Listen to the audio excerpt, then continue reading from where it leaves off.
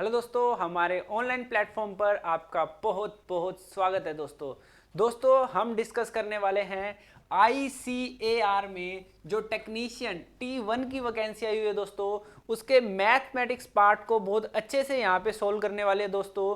इसकी एक एक चीज बिल्कुल बारीकी से, जो प्रीवियस ईयर क्वेश्चंस आए हैं, कैसा कैसा पैटर्न आपके एग्जाम में आने वाला है दोस्तों, कौन कौन से टॉपिक्स आने वाले हैं, कौन कौन से क्वेश्चंस आपको मिलेंगे एग्जाम में, टू द पॉइंट बात होगी दोस्तों। देखिए, आपके मैथमेटिक्स का जो सिलेबस जारी हुआ है दोस्तों, वो मैट्रिक लेवल के क्वेश्चंस आएंगे। सबसे बड़ी बात ये है, जो मैट्रिक लेवल है आपका 10th लेवल तक के जो क्वेश्चंस आने हैं, उसमें से आपका पेपर बनना है। एक बात को ध्यान रखिए, यहां पर आपको एक एक चीज बहुत बारीकी से मिलेगी और बहुत अच्छे लेवल पर बिल्कुल स्टिक तरीके से मिलेगी। टू दी पॉइंट बात की जाएगी, हूबहू जो आपका परीक्षा का पैटर्न रहेगा, एग्जाम का पैटर्न रहेगा दोस्तों, उस हिसाब से हम चर्चा करने वाले हैं। तो मेरी बात को थोड़ा सा ध्यान से सुनिएगा। आपको टॉपिक में बता दूं, नंबर सिस्टम। नंबर सिस्टम को आपको पता होगा क्या बोलते हैं, संख्या पत्ती बोला जाता है। क्या बोला जाता है दोस्तों, संख्या पत्ती।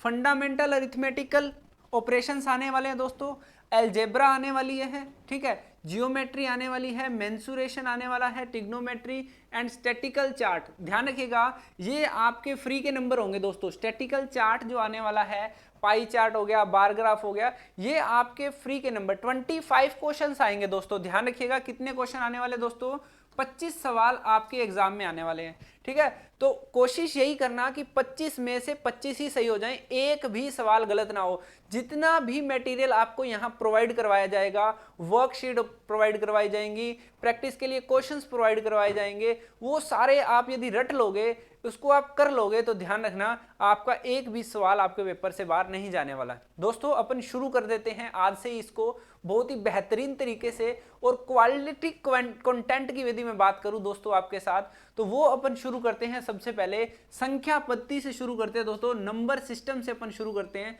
संख्या पत्ती के most important questions topic wise और उसको टाइप वाइज बहुत ही सिस्टम से दोस्तों शुरू करने वाले हैं।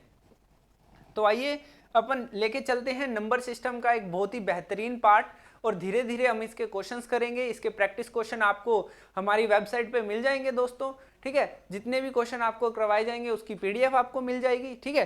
तो आइए शुरू करते हैं हम। तो अपना जो टॉपिक है दोस्तों वो है नंबर सिस्टम, ठीक है। नंबर सिस्टम को हम लेके चल रहे हैं। नंबर सिस्टम को दोस्तों यदि आप करना चाहते हो, ध्यान रखिएगा, सबसे पहले हल्का फुल्का जो मैं बात बता दूं कि आपको टेबल का ज्ञान होना चाहिए। टेबल माने पहाड़ों के बारे में ज्ञान होना चाहिए, पहाड़े थोड़े बहुत आपको आने चाहिए दोस्तों, ठीक है। फिर आपको स्क्वायर क्यूब के बारे में दोस्तों नॉलेज होनी चाहिए। किसकी नॉलेज होनी चाहिए दोस्तों, स्क्वायर माने वर्ग की नॉलेज होनी चाहिए दोस्तों, ठीक है जी। अब अपन बात करते हैं क्यूब के बारे में नॉलेज होनी चाहिए। आपको घन निकालना आना चाहिए, किसी भी चीज़ का पता होना चाहिए किसका घन क्या होता है। ये सारी चीज़ें आपको बहुत अच्छे लेवल तक आनी चाहिए दोस्तों, इस बात को आपने ध्यान रखना है। तो आपको एक मैं टास्क दे दूं, यदि इसको टास्क मान लें और हल्का सा टास्क इसको लेके चले, डेली आप 10 मिनट्स, ज़्यादा टाइम नहीं मांग रहा मैं आपका, डेली 10 मिनट्स में आपके मांग रहा हूं दोस्तों, ठीक है। डेली 10 मिनट्स में आपने टेबल याद करनी है, स्क्वायर याद करनी है और टेबल क्यूब याद करनी है। इससे ज़्यादा टाइम नहीं मान रहा। यदि आप जॉब लगना चाह रहे हो और आपके पास अपने लिए 10 मिनट्स ही नहीं है, तो आपको जॉब कौन देगा, इस बात को थोड़ा गहराई से सोचना दोस्तों, ठीक है। तो आपको 10 मिनट निकालने पड़ेंगे, सिर्फ और सिर्फ 10 मिनट, जिससे आप टेबल, स्क्वायर और क्यूब डेली बेसिस पे लर्न कर सको। मैं कोशिश करूंगा कि मैं भी आपके लिए बहुत अच्छी अच्छी वैरायटी में चीज़ों को लेके आऊं और बहुत बढ़िया तरीके से इसको सोल्व करवाऊं, परंतु आपको 10 मिनट तो भी देने ही पड़ेंगे इनको याद करने के लिए दोस्तों, ठीक है। इस बात को थोड़ा गौर करिएगा। अच्छा, यदि मैं आपसे बात करूं कि क्या बात करने जा रहा हूं, ध्यान से सुनिएगा इसको। चलो मैं आपको एक छोटी सी ट्रिक बता ही देता हूं इसमें, स्क्वायर की, नोट करिएगा, स्क्वायर की मैं छोटी सी ट्रिक बता देता हूं, जिसमें आपको 51 to 60 के स्क्वायर की ट्रिक बताता हूं मैं सबसे पहले, ठीक है ना। 51 to 60 के स्क्वायर की मैं आपको ट्रिक बताने वाला हूं, थोड़ा ध्यान से देखिएगा, है ना। मान लो आपको 51 का स्क्वायर निकालना है, ठीक है, तो आपको क्या करना है, 1 का स्क्वायर लिख देना 01। कर दोगे इतना काम? अरे समझ पा रहे हो या नहीं कि 1 का स्क्वायर लिख दिया 01 और 5 का स्क्वायर हो गया 25। 5 का स्क्वायर कितना हो गया 25। इस 25 में ये 1 ऐड कर देंगे तो कितना बन जाएगा 26। आई होप समझ रहे होगे क्या कहना चाह रहा हूं मैं। अच्छा दोबारा देखिए, मान लो 52 का स्क्वायर निकालना है दोस्तों। किसका स्क्वायर निकालना है? 52 का स्क्वायर निकालना है। तो ध्यान से सुनिएगा, 52 का स्क्वायर निकालना है तो 2 का स्क्वायर तो हो गया 04, हो गया, इतनी बात क्लियर है। अब 5 का स्क्वायर हो गया 25, ठीक है, 25 में ये 2 ऐड कर दो तो कितना बन गया 27, ठीक है। जल्दी से जल्दी सारी स्क्वायर निकाल के दिखा दो। 53 का स्क्वायर निकाल दो दोस्तों। 53 का स्क्वायर क्या होगा? तो 3 का स्क्वायर तो हो गया 09, 5 का स्क्वायर हो गया 25, 25 में 3 ऐड कर दो तो 2809।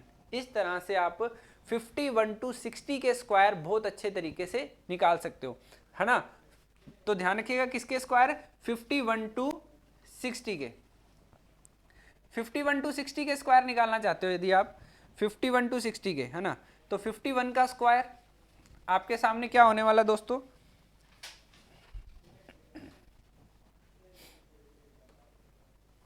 लो जी, 51 का स्क्वायर यदि मैं आपके साथ डिस्कस करूं तो ये था 2601। अरे सही है ना। 52 का स्क्वायर यदि आप निकालना चाहो तो 2704, 2704। 53 का स्क्वायर निकालना चाहो तो 2809। 54 का स्क्वायर निकालना चाहो तो 2916। 55 का स्क्वायर निकालना चाहो तो 3025। 56 का स्क्वायर निकालना चाहो तो 6 का वर्ग लिख दो 36, ठीक है, 5 का वर्ग 25, 25 में 6 जोड़ा तो 31। 57 का स्क्वायर निकालना चाहो तो 7 का स्क्वायर निकाल दो 49, ठीक है, 5 का हो गया 25, 25 और 7 कितने हो गए 32, तो कितना बन गया 3249। ऐसे ही 58 का स्क्वायर निकालना चाहो, ठीक है, तो 8 का स्क्वायर कितना हो जाएगा 64 और 5 का स्क्वायर 25 और 8 कितना हो जाएगा 33, तो कितना बन जाएगा 3364 बन जाएगा। मान लो 59 का स्क्वायर निकालना चाहो तो 5 का स्क्वायर 25, 25 और 9 कितना हो जाएगा 34 और 9 का स्क्वायर कितना हो जाएगा 81। और 60 का सबको पता ही है 3600 होता है कि 34 का 60 का वर्ग निकालना है तो 36 होगा, है ना। अब देखो इसका फायदा कहाँ मिलेगा आपको? एक तो आपकी लॉजिकल पावर बढ़ जाएगी, ठीक है, एक आपकी कैलकुलेशन बढ़ जाएगी, ठीक है, और क्वेश्चन में जो ज्यादा टाइम लगना है वो कम टाइम में होगा। देखो फॉर एग्जांपल मैं आपको एक क्वेश्चन देता हूँ, बिल्कुल सिंपल सा, है ना। मैंने कहा कि आपके एग्जाम में क्वेश्चन आ गया 5100 का 51% बताओ, 5100 का 51% बताओ। तो एक बच्चा कहता है 5100 का मतलब गुना 51% हटेगा तो नीचे 100, 2 जीरो से 2 जीरो कट गई और 51 का वर्ग कितना था 2601। अरे समझे या नहीं? आई होप समझे होगे, कोई दिक्कत नहीं आई होगी। तो आंसर कितना आ जाएगा इसका 2601 जो है इसका राइट और बिल्कुल फाइन आंसर आ जाएगा। एक और देख लो, मान लो आपको कहे कि 570 का 57% बताओ, तो आप क्या करोगे 570 का मतलब गुना 57% हटेगा तो नीचे 100, 1 जीरो से 1 जीरो कटेगी।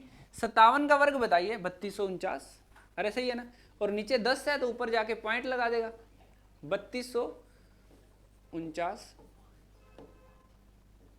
तो आंसर क्या आ जाएगा 324.9। तो ये तो हुआ 51 से 60 तक की वर्ग, वो आप बहुत जल्दी से बहुत बेहतरीन तरीके से निकालना सीख गए होगे दोस्तों। तो आगे बढ़ते हैं नंबर सिस्टम के कुछ और पार्ट्स पे, नए नए क्वेश्चंस पे जो आपके एग्जाम में पूछे जाने हैं दोस्तों। बिल्कुल हूबहू पैटर्न पे आपके सामने क्वेश्चन लेके आ रहा हूं, थोड़ा ध्यान से गौर करिएगा, ठीक है। देखिए क्वेश्चन नंबर 1 आपके सामने आ चुका है, बहुत ही बढ़िया लेवल का क्वेश्चन है। इतनी बार एग्जाम में ये क्वेश्चन पूछा गया, जो भी एग्जाम जिसमें नंबर सिस्टम आएगा उसमें इस टाइप का क्वेश्चन आपको मिलने वाला है। तो बिल्कुल गौर से सीख लेना इस क्वेश्चन को, बिल्कुल आराम से सीख लेना, बिल्कुल आसान सा क्वेश्चन है। क्वेश्चन है निम्न भिन्नों में कौन सी सबसे छोटी भिन्न है, ठीक है, ध्यान रखिएगा, निम्न भिन्नों में से कौन सी सबसे छोटी भिन्न है। अब एक बात ध्यान रखना, सबसे पहले तो आपको पता होना चाहिए कि भिन्न होती क्या है। सबसे पहले आपको क्या पता होना चाहिए दोस्तों, भिन्न होती क्या है ना, भिन्न होती क्या है। मान लो आपने कोई भिन्न लिखा जिसे इंग्लिश में फ्रैक्शन भी बोला जाता है, ध्यान रखिएगा।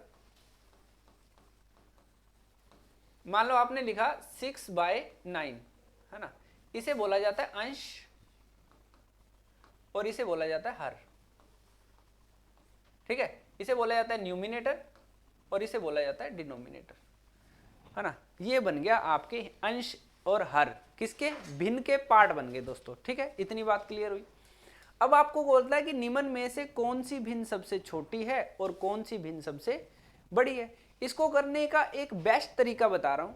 आपके पास क्या आया 7/6, आपके पास क्या आया 7/9, आपके पास क्या आया 4/5, आपके पास क्या आया 5/7।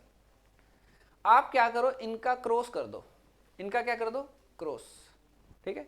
जिसके ऊपर बड़ा नंबर आया वो बड़ी भिन्न कहलाएगी, जिसके ऊपर छोटा नंबर आया वो छोटी भिन्न कहलाएगी, दैट्स ऑल, ठीक है ना। 9 को 7 से करोगे तो ये बन जाएगा 63, 63। 6 को 7 से करोगे तो ये बन जाएगा 42, 42। तो इसका मतलब ये बड़ी भिन्न है और ये छोटी भिन्न है। इन दोनों में से ये बड़ी भिन्न है और ये छोटी भिन्न है।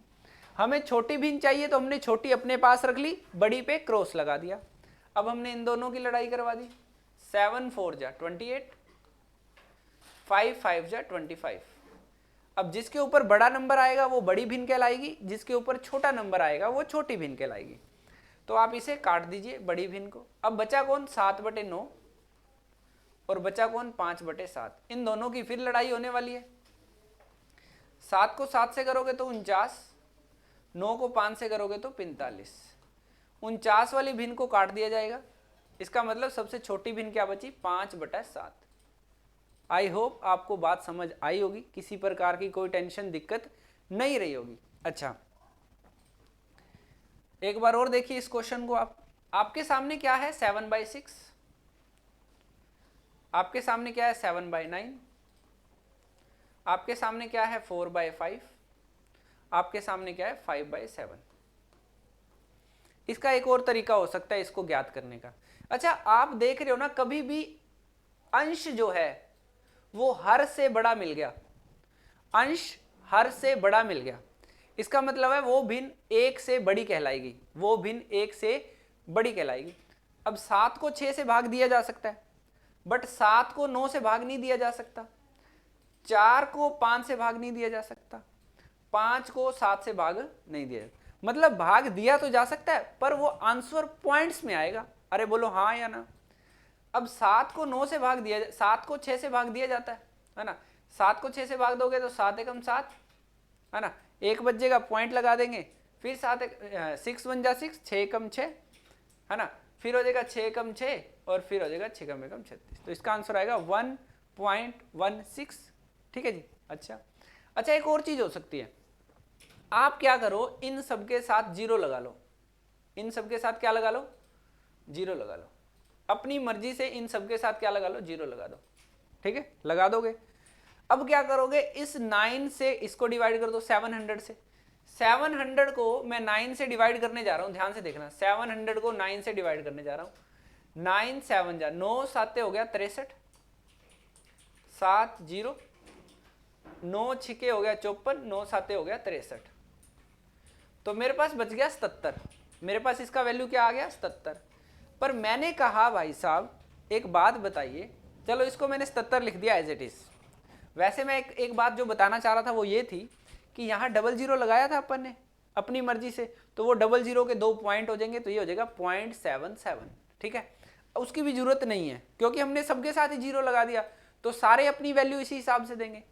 तो जब मैं 5 को इससे काटूंगा तो 8 5 40, तो ये बन जाएगा 80। ये कितना बन जाएगा दोस्तों, 80। अब मैं 500 को 7 से भाग देना चाह रहा हूं, 500 को मैं किससे भाग देना चाह रहा हूं, 7 से।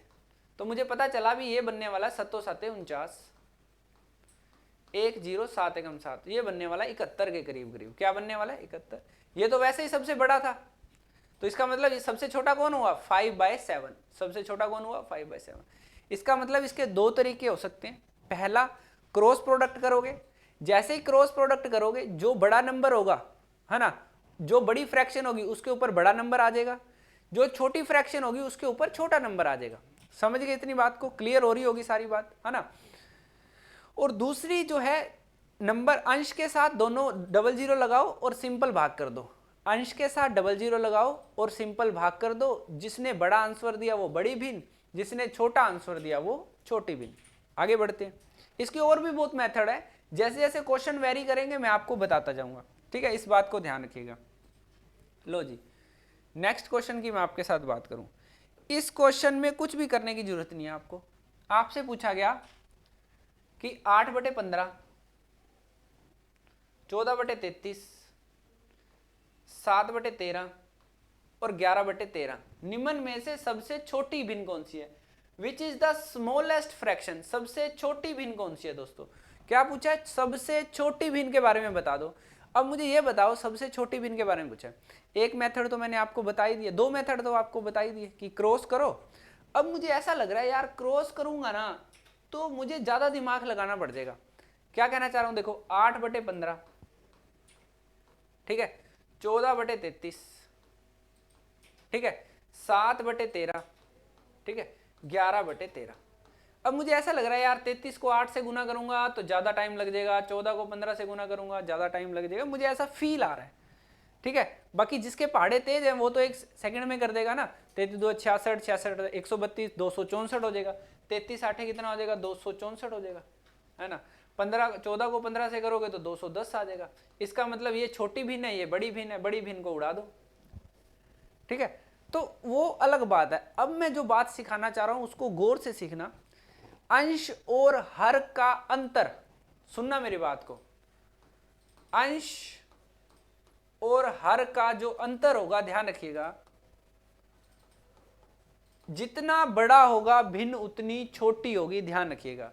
अंश और हर का अंतर यदि बड़ा है तो भिन्न छोटी होगी, यदि अंश और हर का अंतर छोटा है तो भिन्न बड़ी होगी। समझे इस बात को? क्या कहना चाह रहा हूं, थोड़ा सा गौर से देखना इस बात को। मैं क्या कहना चाह रहा हूं कि 8 और 15 का अंतर कितने का आ गया? 7 का। 14 और 33 का अंतर कितने का आ गया जी आपके पास दोस्तों? 15 और 5 20 19 का, ठीक है। ये आ गया 6 का और ये आ गया 2 का। इसका मतलब ये हुआ कि सबसे बड़ी भिन्न की बात करें तो वो आएगी 11/13। सबसे बड़ी भिन्न की बात करें तो वो आंसर कितना आएगी? 11/13। मैंने आपको कहा था जिसका अंतर जितना छोटा होगा, जिस भिन्न का अंतर जितना छोटा होगा वो भिन्न उतनी बड़ी होगी, है ना। फिर मैं आपके पास लेके आया 14/33। 14/33, 14/33 में 19 का अंतर आ रहा है। कितने का अंतर आ रहा है? 19 का। मैंने कहा था अंतर जितना बड़ा होगा भिन्न उतनी ही छोटी होगी, समझ गए। तो इसका मतलब इसका आंसर जो आने वाला है वो आने वाला है 14/33 इज द राइट आंसर। इसका राइट आंसर क्या आने वाला है? 14/33 जो है वो आपका आंसर आने वाला है दोस्तों। समझ रहे हो इस बात को? आई होप ये सारी बातें आप क्लियर हो रही होंगी, किसी प्रकार की कोई टेंशन दिक्कत वाली बात नहीं होगी। अब देखो हर चीज का अपना एक सॉल्यूशन होता है, हर क्वेश्चन का अपना एक सॉल्यूशन होता है। आपको मेथड मैंने सारे बता दिए, जो आपको अच्छा लगे वो अप्लाई कर देना बस। पहला मेथड क्या था? क्रॉस करो। क्रॉस में जिसके ऊपर जो बड़ा आएगा वो बड़ी फ्रैक्शन, छोटा आएगा वो छोटी फ्रैक्शन। फिर मैंने कहा भी इससे आपकी बात नहीं बनती तो आप अंश के साथ डबल जीरो लगा दो। अंश के साथ डबल जीरो लगाओगे और सिंपल भाग कर दोगे तो भी आपका आंसर आ जाएगा, ठीक है। फिर मान लो नंबर बड़े आ गए और ये अप्रोच आपने लगानी शुरू कर दी तो आपकी बात बननी शुरू हो जाएगी। ये अप्रोच एक बेस्ट अप्रोच है, इसमें टाइम बिल्कुल कम लगेगा आपका।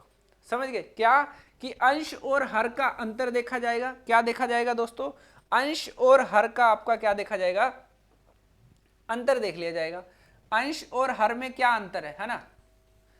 अंश और हर में कितना अंतर है? यदि अंतर बड़ा है तो इसका मतलब फ्रैक्शन छोटी है, और अंतर छोटा है तो इसका मतलब फ्रैक्शन जो है वो बड़ी है, ठीक है जी। आगे बढ़ते हैं थोड़ा सा और नेक्स्ट क्वेश्चन की तरफ बढ़ते हैं। लो जी, कौन करके दिखाएगा इस क्वेश्चन को? जल्दी से जल्दी फटाफट इस क्वेश्चन को कर दो भैया। ये क्वेश्चन उसी पैटर्न पे चलेगा। क्या किस पैटर्न पे चलेगा दोस्तों? कि जिसका अंतर बड़ा वो फ्रैक्शन छोटी, अंतर छोटा फ्रैक्शन बड़ी। सबसे छोटी बतानी है, सबसे छोटी बतानी है, सबसे छोटी बतानी है, तो लो भी आंसर आ गया 14/53, क्योंकि 14 और 53 में बहुत बड़ा अंतर है, तो इसका मतलब इसका मान बिल्कुल छोटा सा रह जाएगा, हाँ या ना, कंपैरेटिवली इन तीनों से। ठीक है, तो यदि मैं इसमें सबसे बड़ी फ्रैक्शन पूछूं तो क्या लगा के आओगे? तो इसमें सबसे बड़ी फ्रैक्शन क्या लगा के आओगे, जल्दी बताओ फटाफट। इसने अपने से पूछी क्या, सबसे छोटी फ्रैक्शन। सबसे छोटी फ्रैक्शन का मतलब मैंने इसलिए लिया कि 14 और 53 है आपके पास। ठीक है, इसमें अंतर देखो कितना ज्यादा आ रहा है। मैंने कहा था अंतर यदि बड़ा होगा, अंतर बड़ा होगा तो फ्रैक्शन छोटी होगी, भिन्न जो होगी वो क्या होगी, छोटी होगी। तो यही आपसे पूछा था कि सबसे छोटी भिन्न के बारे में बताओ। ठीक है, लो जी नेक्स्ट क्वेश्चन पे बढ़ जाते हैं अपन। ये आया अच्छा सवाल, एक भिन्न का सवाल है, अच्छा है। पहला अपन ने टॉपिक उठाया है भिन्न, और भिन्न में ये क्वेश्चन अच्छा आया। ये कह रहा है 2/5 और 4/9, भिन्न में से 2/5 और 4/9 के उपस्थित भिन्न बताओ। फ्रैक्शन बिटवीन 2/5 एंड 4/9, 2/5 और 4/9 के बीच में होनी चाहिए। अच्छा एक बात बताओ, आपके पास क्या लिखा हुआ, 2/5, ठीक है जी, और आपके पास क्या लिखा हुआ, 4/9। अच्छा ठीक है, इतनी बात क्लियर हुई। मैंने आपको सिखाया था क्या कि 2/5 है, इसके साथ डबल जीरो लगाओ तो ये बन जाएगा 40, और इसके साथ डबल जीरो लगाओगे तो ये बन जाएगा 44। 44 का मतलब 444।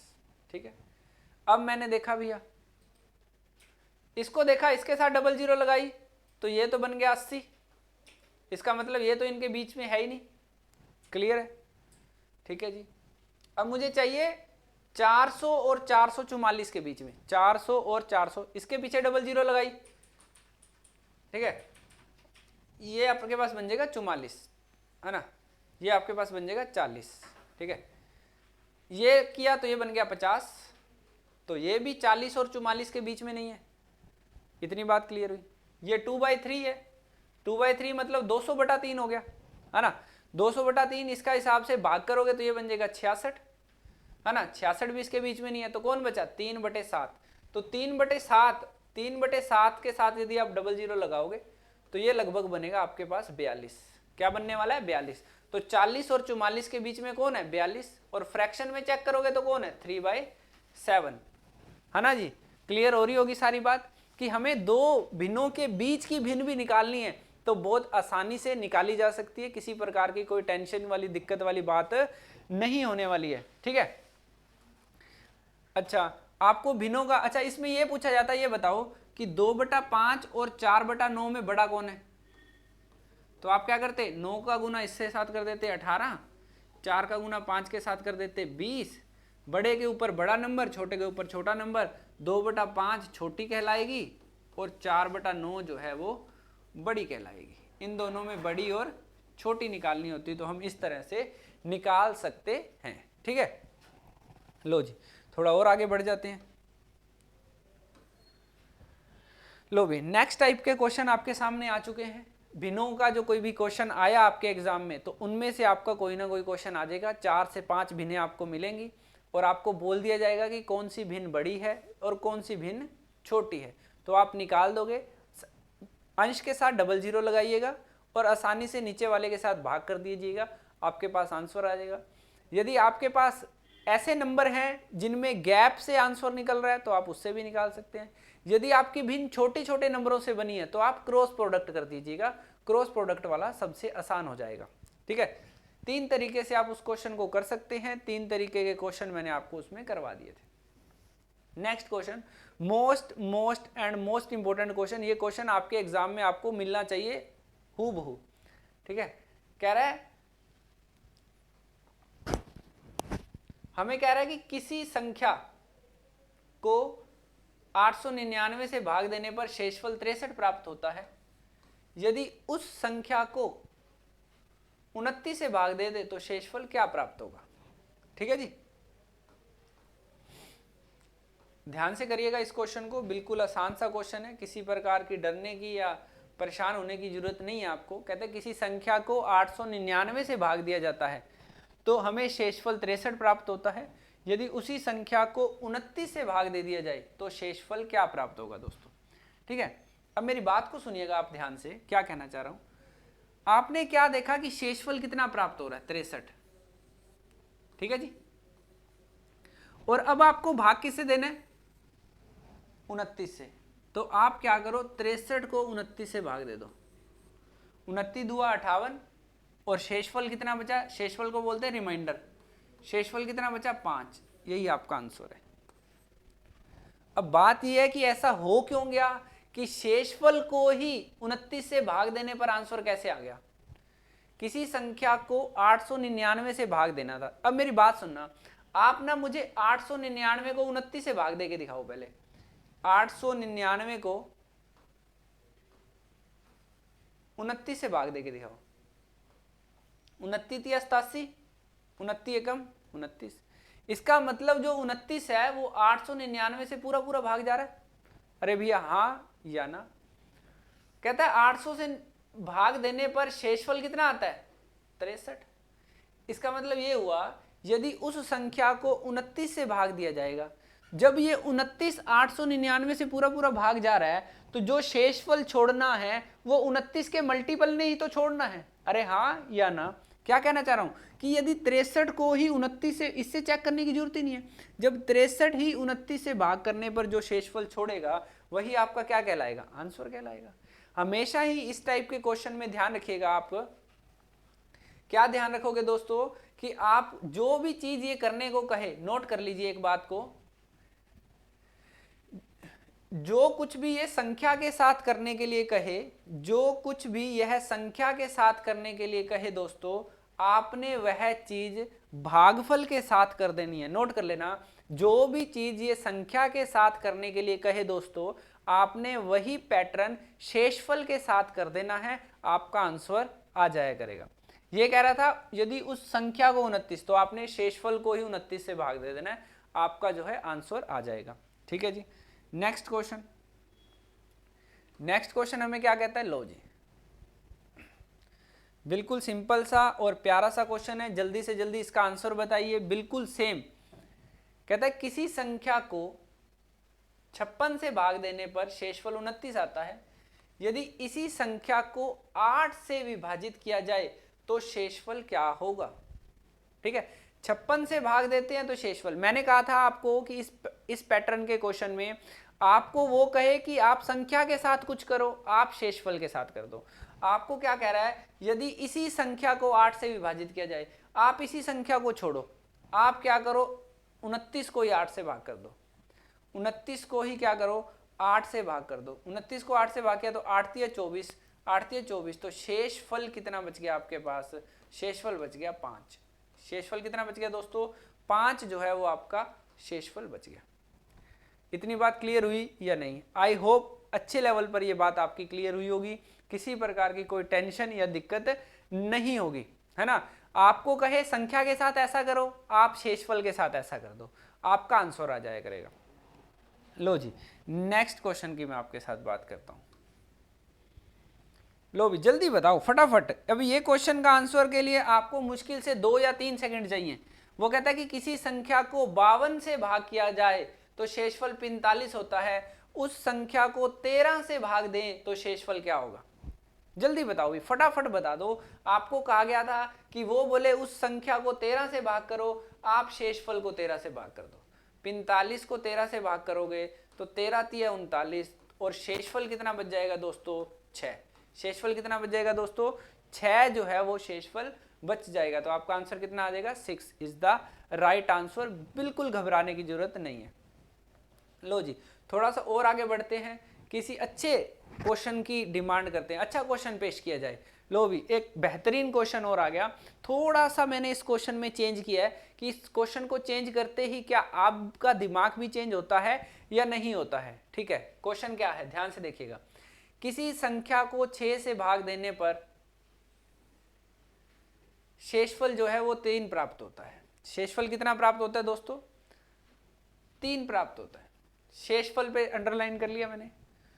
उस संख्या के वर्ग को, मैंने कहा था जो चीज वो संख्या के साथ करने के लिए कहे, आप उसके शेषफल के साथ कर दो, आपका सवाल हल हो जाया करेगा। समझ गए क्या? ठीक है।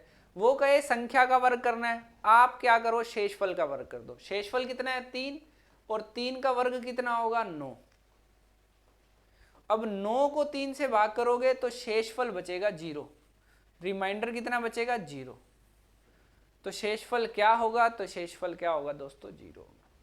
आई होप आपको बातें समझ आ रही होंगी, किसी प्रकार की कोई टेंशन दिक्कत वाली बात नहीं होगी। वो कहे संख्या के साथ ऐसा करो, आप शेषफल के साथ वैसा कर दो, आपका आंसर बाहर। लो जी, नेक्स्ट क्वेश्चन की यदि मैं आपके साथ बात करूं, लो जी, ये क्वेश्चन आपको करके दिखाना चाहिए। मेरा पूरा मानना है कि ये क्वेश्चन आप मुझे करके दिखा दोगे बिल्कुल टेंशन के बिना। क्वेश्चन क्या है? कहता है a number when divided by 5 gives a remainder 2। किसी संख्या को 5 से भाग करते हैं, किसी संख्या को 5 से भाग करते हैं तो शेषफल 2 प्राप्त होता है। ठीक है। यदि उस संख्या के घन को 5 से भाग देते हैं तो शेषफल क्या होगा? ठीक है जी। तो अब आपके सामने क्लैरिटी आई होगी कि हमें क्या करना है, हमें घन का ही क्या कर देना है, हमें शेषफल का ही क्या कर देना है? घन कर देना है। शेषफल 2 था, शेषफल क्या था? 2। हमें उस संख्या का घन करना था दोस्तों। क्या करना था? संख्या का घन करना था। तो आप शेषफल का ही घन कर दो बस। शेषफल कितना है? 2। 2 का घन करोगे 2 की पावर 5। 2 की पावर 5 का मतलब 2 गुना 2 गुना 2 गुना 2 गुना 2। 2 दूआ 4, 4 दूआ 8, 8 दूआ 16, 16 दूआ 32।